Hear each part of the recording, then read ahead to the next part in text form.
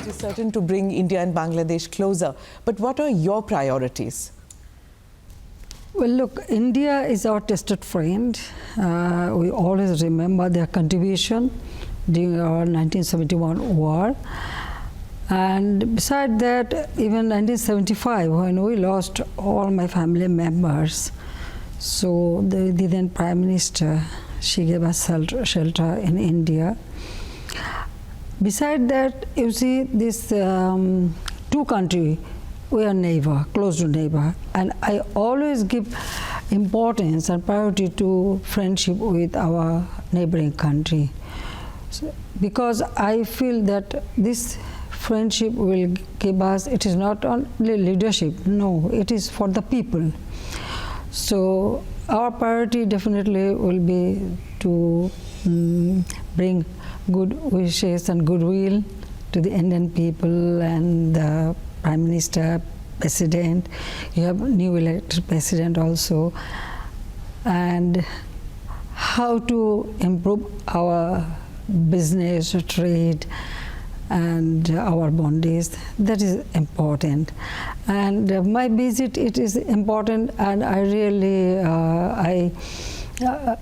thanks to Prime Minister Modi and also your Honorable President, both of them visited Bangladesh. When we are celebrating our Father of the Nation birth centenary and also our independence, 50 years of our Independence Day, and our friendship with India.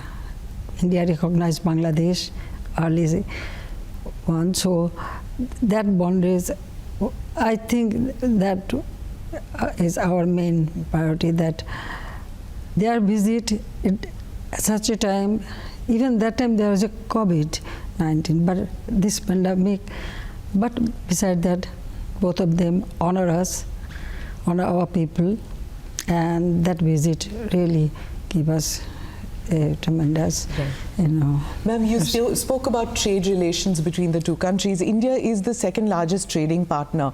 That makes it a little sensitive issue for many Indians who feel that, oh, we should be the largest trading partner of Bangladesh. But you are sandwiched between, you're a smaller nation sandwiched between these two giants, if I may say, India and China. And I'm sure you're asked this many times by the Western media, that how do you balance the relationship? Our foreign policy is very clear. Friendship to all, malice to none, which my father of the nation, Bangabandhu Sheikh Mujibur Rahman, he uttered this in his address in UNO, and we follow his ideology. And my point is that we should focus on our people, how to give them a better life, how to improve their life. And I always saying that we have only one enemy, that is poverty. So let us work together how to eradicate poverty, how to keep our people from South Asia and also China, India, everywhere where there is the downtrodden people, we should ensure them a better life, fulfill their basic needs. And I always feel that, yes, if there is any problem, it is between China and India. But I don't want to poke my nose to that. I want development of my country. And that's because India is our just next door neighbor. We have very good relationship. We had many bilateral, many problems is true, but we solved many problems. You know that sharing of Ganges water, then our land boundary, maritime boundary, then we had refugees in India for 2 decades. I brought them back, settled them down when I signed Chittagong Hill Tracts Peace Accord.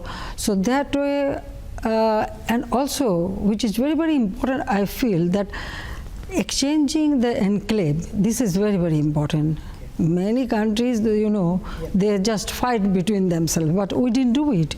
With a friendly gesture, we solved this land boundary and also exchanged our enclaves.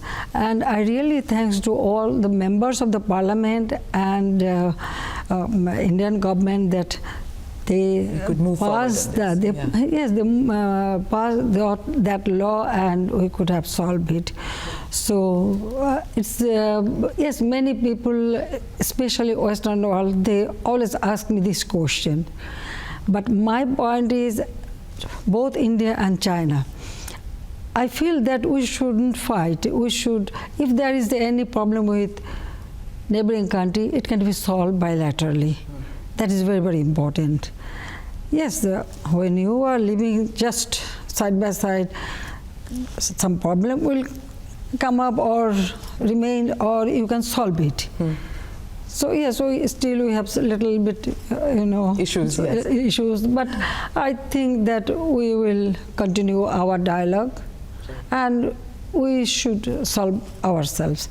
And for our development, we need cooperation from any country who offer us, which is, of course, which is suitable for our country. So that way. Okay. Ma'am, for Prime Minister Modi, his neighborhood first policy and the Look East, Act East policies, now these two are very integral to the foreign policy. Recently, the Indian External Affairs Minister was here, and you offered the Chittagong port.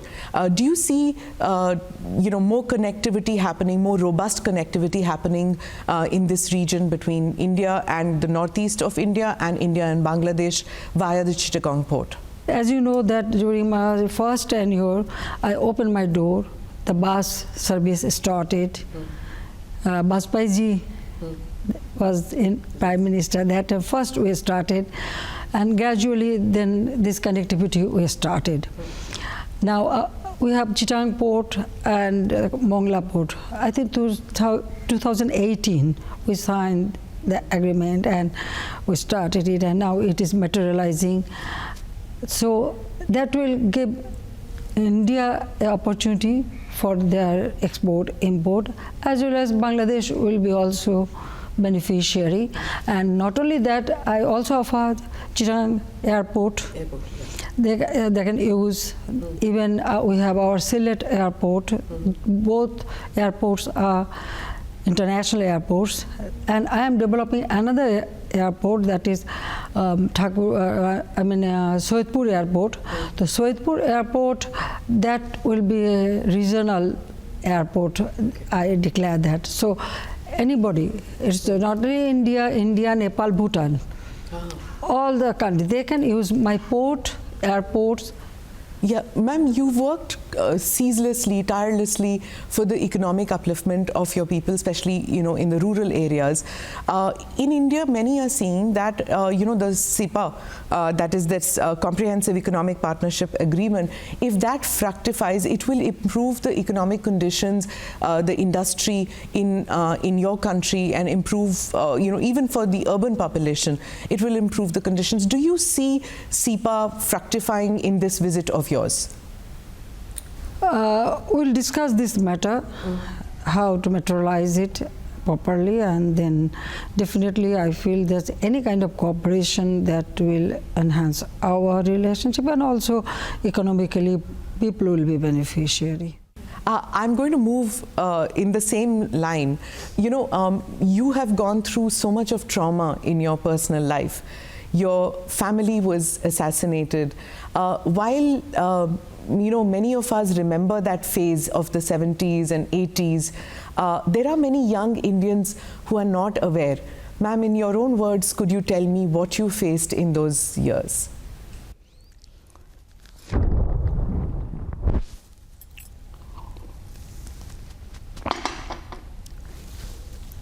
1971, when war started, my father was arrested. My mother was in custody, me too, and I was expecting my first baby. But I thanks to India government, India people, they supported our, War of Independence. War of Liberation. They not only supported War of Liberation, also they gave shelter our refugees all. Then comes 1975. It was so suddenly it happened. Only 15 days ago, my sister and myself, we left the country. I went to Germany, where my husband, he was the nuclear scientist. He was doing his post-PhD research there. So we just went there just for a few days, couple of months. Now, but suddenly... I'm sorry to interrupt. What was your last meeting with your father before you left? It is 30th July. You remember that clearly? Yeah. Your mother and father? Mother, father, everybody. I used to, as because my husband was abroad, so I used to live in the same house. So that day, everybody was there. My father, mother, my 3 brothers, 2 newly wedded sister-in-laws. Everybody was there. So all of siblings and their, spouse, they came to the airport to see us off, and we met father and mother. That was the last day. Yeah. Then 15th August in the morning, we heard this news, but we couldn't believe it. It was really unbelievable that any Bengali could do it. And still we didn't know what really happened. Only there was a coup, and then we heard that my father was assassinated, but we didn't know that all the family members were, they were assassinated. But that time, Mrs. Gandhi immediately sent information that she wanted to give us, security and shelter. So we received, especially from Marshal Tito from Yugoslavia and Mrs. Gandhi, and we decided to come back here because we had in our mind that if we go to Delhi, from Delhi we will be able to go back to our country, and then we will be able to know how many members of family still alive. How do you cope with that, ma'am, to know that your entire family is wiped out? It's a very difficult time. When I heard this news, the ambassador, Germany, Mr. Humayun Rashid Chaudhry, he called me alone, and then he told me. For a few moments, I didn't know where I was, but I thought about my sister. She is 10 years younger than me, so actually, I thought how she will take it. It is so difficult for her. Then when we returned to Delhi, at first they put us in a house with all security because they are also worried about us. Did you feel that you could be a target at that stage?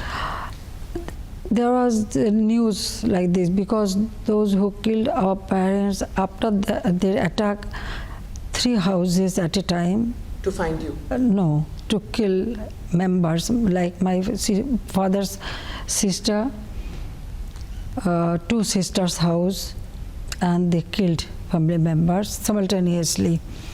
How many members were killed, ma'am? Almost 18 members, and some, mostly my relatives, and then some maid servant and their children, there were some guests, my uncle. So it was to see that nobody from Bangabandhu's family ever comes back to power, right? Exactly. My younger brother was only 10 years old, so they didn't spare him too.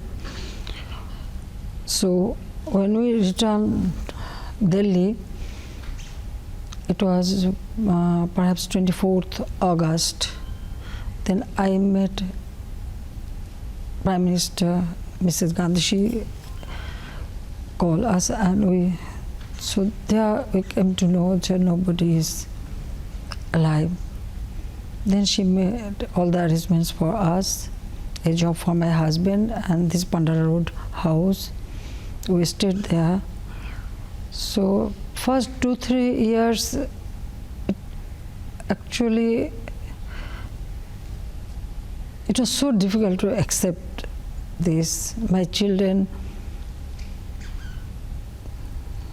my son was only 4 years old, and my daughter, she's younger than him. Both of them used to cry to go to my mother, my father, and they used to remember my younger brother mostly. So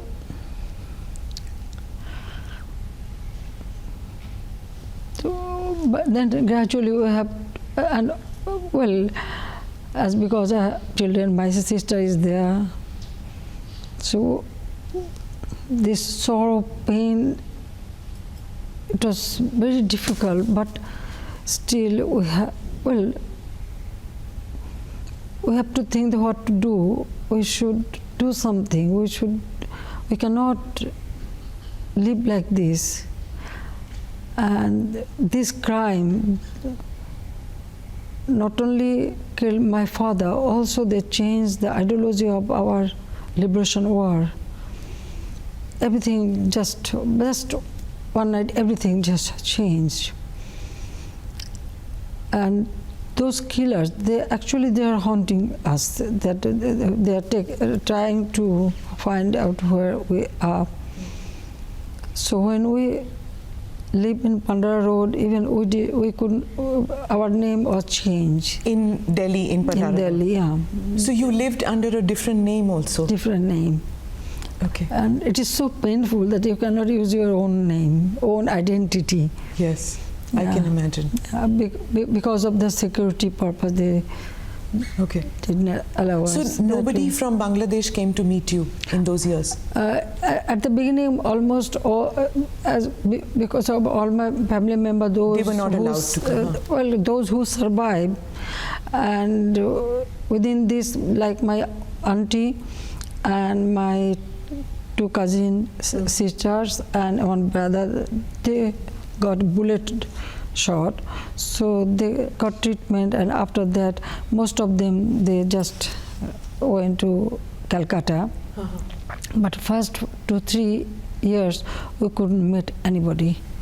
You were in India from 75 to 81. 81. It is many say that people came to you and said you should come, and they kept asking you to lead the Awami League and to come back to India, come back to Bangladesh, but you were hesitant. You didn't want to get into politics at that stage. It was too traumatic. No, actually, what happened? Almost all the members, those who betrayed, beside that, other were arrested, and then you know what happened. There was another coup in 3rd November. So then many of our leaders were assassinated. So at the beginning, nobody was allowed to come to us. Then gradually, my two auntie, they were there. Gradually, they started allowing them to come to Delhi, or once I went to Calcutta. Was there any doubt like that you didn't want to get into, you didn't want to come back? No, not that. Too many memories of Dhaka? I want to come back. Definitely I want to come. I wanted to come back to my country, definitely. But taking responsibility of party, such a big party, I never thought about it. But when I was in London, that time I took initiative to organize our political party. I used to travel a lot in different, and then our organization. I work with our local in London. There are a very big community, the diaspora. I work with them and organize political party. And their first time I appear before people, I address a public meeting in York Hall, 16th August 1980. There we demanded the trial of the killers. And 79, my sister, she went to Sweden. There So our ambassador, he didn't join government, he resigned, and he organized a meeting demanding the trial of the killer. So there she attended, and in 80 I addressed, but I never thought to take any post or position, but definitely for democracy, for rule of law, and for a trial of these killers, I was very vocal. To bring them to justice. Yeah, Yes. to bring them to justice, to bring them to book, so that the trial should take place, because there was an immunity to them. There was the indemnity ordinance they issued, so you cannot demand or file any case against the killer. Killers got all type of facilities and immunity. This is very unlawful. The killer, and they killed, it's open, and they claim that yes, they committed this crime. They very vocal they were, because they thought they are very powerful. So I started Yes, this movement, and also many member of parliaments I met in British Parliament. So we demanded for justice. Also we set up a commission, Sean McBride, Nobel laureate, Sir Thomas Williams, QC MP, all together we set up a commission, and through that commission we demanded that the investigation should take place. So from that commission, Sir Thomas Williams, visa to come to Bangladesh, but the then military dictator didn't give any visa, didn't allow him to come to Bangladesh and investigate the killing. So that was the situation, and you can understand, in one hand we lost everybody, and other hand I cannot ask for justice. Yeah. Justice was denied. So that was the situation that time. Then again I returned to Delhi, end of 80 or 81. 81. Huh. Then 81, when I returned to Delhi, in 80s I returned. Then Awami League had conference, and that time they, in my absence, they declared me as the president of the party. Ma'am, I'll steer the conversation a little bit to geostrategic issues in our region. You are well aware of what happened in Sri Lanka, and there are many observers who say that Bangladesh should guard itself from, similar situation, whether it's a Chinese death trap or whatever. Do you see any parallels that the challenges that Bangladesh could face? No, not exactly, no. Because our economy still, it is very strong, though we face this COVID-19 pandemic, now the Ukraine-Russia war, that has its effect here. But in a debt rate, Bangladesh always pay timely all the debts, so our debt rate is very low in context of Sri Lanka. Then our economy trajectory and the development, it is very, that means very calculatively we prepare and we take the plan. So because it is very calculative, we are developing. I feel that we will not face the similar situation. Not only that, in a policy matter, the moment pandemic started, COVID-19, I call upon our people, and also we provided all kind of support and inputs up to the village level, and also encourage our people to grow more food item, as much as food they can grow. I always supported them that what you should do, you should grow your food so that we should not depend on others. Imports and things. And side by side, this war that it has bad effect, no doubt about it, especially the things we import from other country. Now it is, I think whole world is facing economic problem. We are also. But yes, there are some people, they raise this issue, oh, Bangladesh will be Sri Lanka, this and that. But I can ensure, no, that will not happen, because all our development plan, what we prepare and we implement, always we see that what would be the return, how people will be beneficiary. Otherwise, I don't take any project with just spending money. No. We will spend money, we will take loan, but after completion of this project, what will be our return, how our economy will develop, and the people will be beneficiary. That is our priority. So that way we are taking all the plans, programs. Unnecessary, we don't spend any money. Ma'am, you spoke about your battle against COVID-19, and you vaccinated almost more than 90% of your population. What do you have to say about the Vaccine Maitri program? Did Bangladesh benefit from it? I really thanks to Prime Minister Modi to take this initiative, and that way he contributed vaccine to not only Bangladesh, also some South Asian countries. And it's really very, very helpful. And it's a very prudent initiative he has taken. And beside that, we bought vaccines with our own money, and also many other countries also contributed. And we pursue our people for vaccination.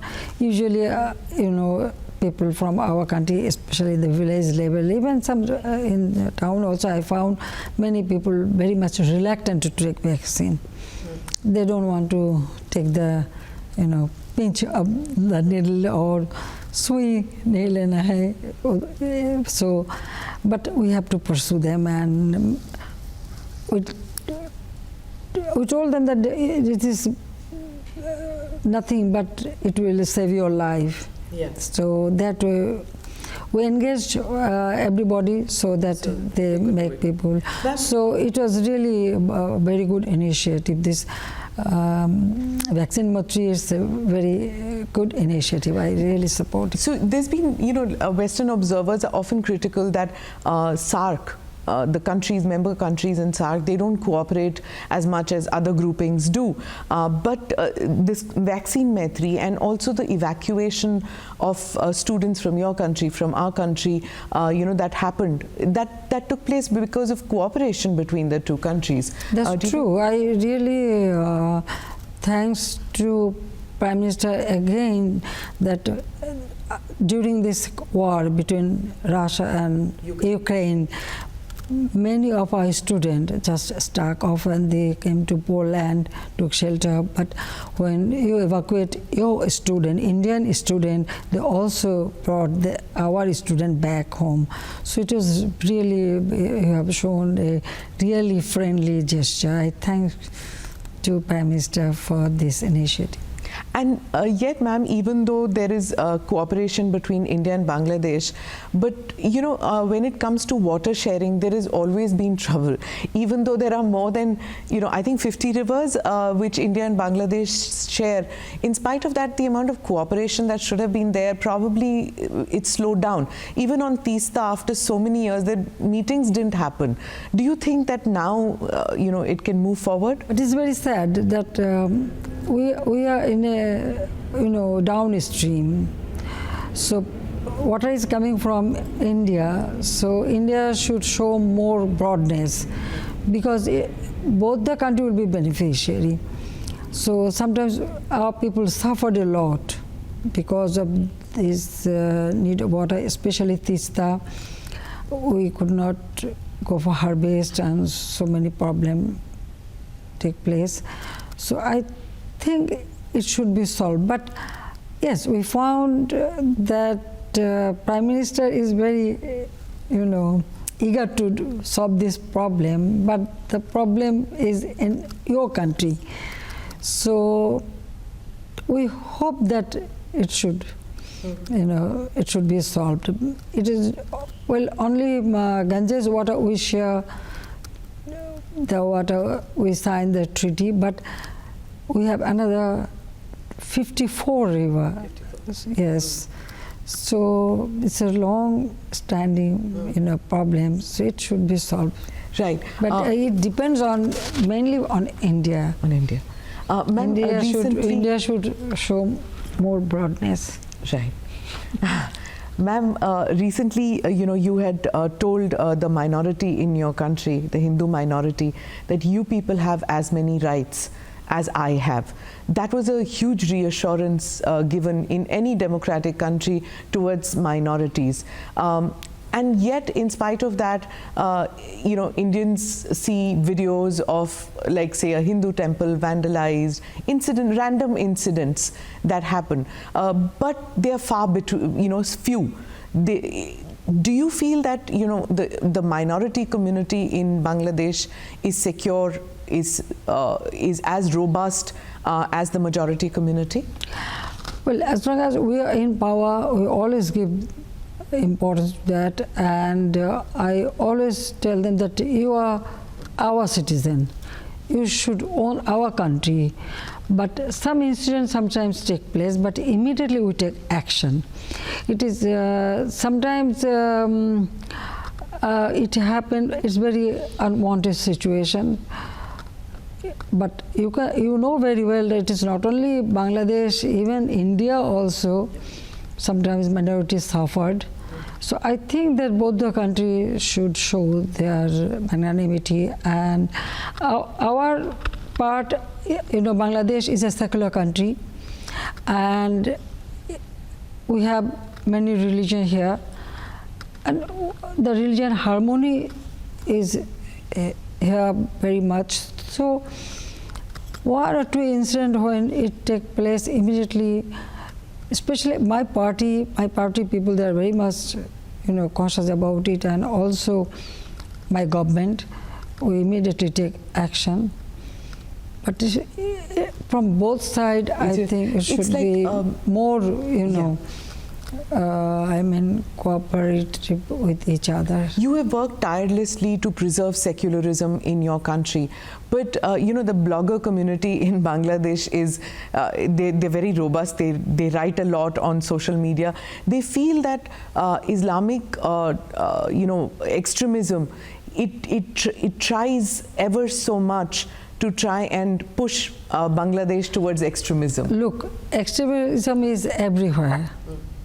Even in India or other countries, if you see in the world, there are many countries you can find it out. So, because it's social media become very vibrant nowadays, some people sometimes write something. Even sometimes it is not the bloggers, but even other religion also. Sometimes they write and immediately people become. But we have been trying our best to control it. We never support that everybody has their, each and every religion, they have their right to perform their religion properly. And one should not say such a thing that which will hurt the other religion. This is not good. And any celebration, we all together we celebrate. As a cultural event. Culturally, even you can see in Bangladesh, during Durga Puja, so many places we have Durga Puja and people celebrate all together. Right. So the religion harmony is there, but now some here and there some incidents happen, but our government immediately take action against it. Right. Ma'am, border management and the fight against terrorism to ensure that terror groups don't find refuge in each other countries. There's been a lot of cooperation between India and Bangladesh. The Northeast Indian states, Eastern India, Northeast Indian, many of them share a border with your country, and cattle smuggling has become a hot button topic among these states. They fear that they're coming into Bangladesh. Is there going to be more cooperation in border management between India and Bangladesh? Already the discussion is going going on, and also it has been reduced a lot, but still sometimes some incident take place. So we discuss with India that they should show some patience, and this cattle trafficking already, nowadays in our country, now we don't depend on Indian cow much. We are growing our own, cattle here because we need it. But some border smuggling it take place. So two sides, the border force, they are sitting together. Any incident happen, they hold the flag meetings, they discuss. So yes, we receive the assurance that it will reduce, so it should not take place. Another issue in India is about, which people are conflicted about, is about the Rohingya issues. We have refugees in India. You have thousands of them in your country. On one side is the humanitarian aspect of it, but there is also a growing demand that they should be repatriated, but safely. How do you look at this situation? Well, for us it is a big burden. India is a vast country, you can accommodate, but you don't have much. But in our country, we 1.1 million Rohingya. So, we are consulting with international community, and also our neighboring country. They should also take some steps so that they can go back home. This Rohingya, yes, on humanitarian ground we give them shelter and providing everything, but during this COVID we vaccinated all the Rohingya community. But how long they will stay here? So in the camp they are staying, our environment hazard is there, then some people engaged in drug trafficking or some arms conflict, women trafficking. Day by day it is increasing. So as quick as they return home, it is good for our country and also for Myanmar. So we have been trying our best to pursue them. We are discussing with them, and also the international community like ASEAN or UNO, then other countries. We really, yes, that time they were facing many trouble, you know that. So we have given them shelter. But now they should go back to the country. But India as a neighbor country, they can play a big role on it, I feel that. Ma'am, you took over the mantle from your father. In India, now there's a lot of talk about family-based politics and that it is detrimental. But in Bangladesh, that's not an issue at all, is it? That's true. That is not issue. Would you like your son to join politics? And look, he's now grown-up man, so it is up to him. But he's working for country, like the digital Bangladesh we set up, all the satellite or submarine cable or computer training, everything, this digital system, it is his idea, and he is assisting me, and he is doing it. But he never thought about taking any position either in party or ministry. No, he didn't. Even in our party conference, there was a tremendous demand for him. Then I asked him, you go to the microphone and tell what you want to do. And he did it. He said, no, I don't want any position in the party at this moment. Rather, those who are working here, they should get this post. Why I should occupy one post? I am with my mother, I am working for the country and I am assisting her, so I'll do it. So that way he thinks. So it is not that I have to make him or I have to do it. No, it's up his to decision. him. it depends on the people, you see. You know, one keeps reading and one is reading reports and seeing that the condition of, people in Bangladesh has improved vastly. Now, another task that, another thing that the Western media keeps looking is, why does Bangladesh still not have a viable opposition? Why is there no robust opposition in your country? Look, now opposition, our opposition is very strong, not very weak.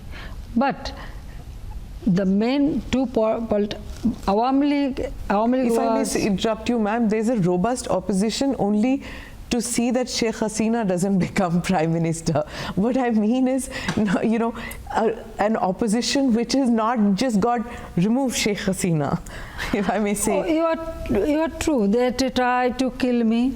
Yes. Several times. Yeah. But I survived. In a broad daylight, there was a grenade attack. Yeah.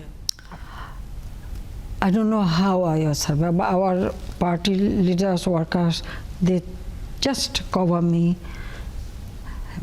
made a human shield. So they receive all the splinter, but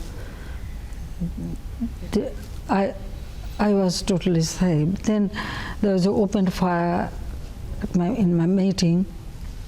I survived. They placed a huge bomb in my meeting place.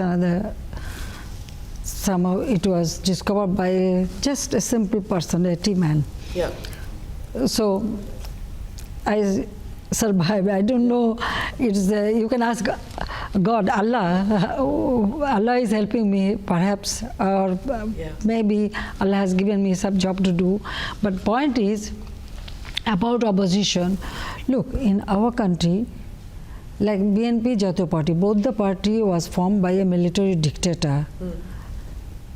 First they took over power, then they become politician and just change the dress and become political leader, and they form government when they were in power. So sitting in power, when anybody form any party, usually they don't have that connection with the downtrodden people, common people. But Awami League is a party. You can say there's in subcontinent, Awami League is the oldest political party. That 1949, this party was formed. So we have our main root and our main power is our people. So when people found that, yes, if this party remains in power, then we receive good opportunity to build up our future or our life. So that is the main thing. During my tenure, the country becomes self-sufficient in food. We distribute free food. Our social safety net, all the widow, oldest people, disabled people, we pay allowances for them. Landless people, they are getting house. They are getting primary, health care free of cost.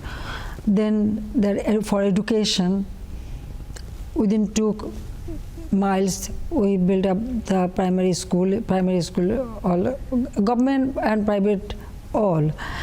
Then I open up every sector in the private business. So private business, I am giving all kind of incentives because I want to create job opportunity. So there's nobody in the opposition then who can promise or want to do what you're doing. Isn't that the case? Well, if you go through our history, you will see that when other party was in power, what was the situation in the country? Just to remain in power, keeping or grabbing the power, they killed our party leaders, workers. Yes. There were coup d'etat in this country almost 19 to 20 times. They killed people. They throw bomb or they set fire in the train or private car or CNG or rail, everywhere they killed people. That is their, movement in opposition. So when people see that they are killing innocent people in the name of movement, then why they should support them? And during that time, the corruption, all through their corruption, they made lots of money. So then the terrorism, can you imagine that in this country, one day, within 1 hour, 500 places bomb blasted.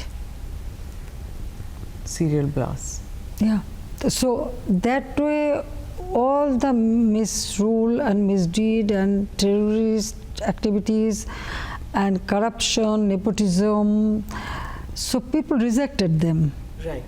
That is the main. But when Awami League again came back to power, we work for country's development. We didn't indulge in taking revenge or anything. All our energy, our power, everything we use for development the country. The connectivity, which is very, very important. Now, without you asked me about Sri Lanka's condition. Now I can tell you that Bangladesh, we built up Padma Bridge with our own money. We didn't take any money from anybody. So now I showed the people that yes, if we wish, we can do it. Thank you so much, ma'am. Thank you very much.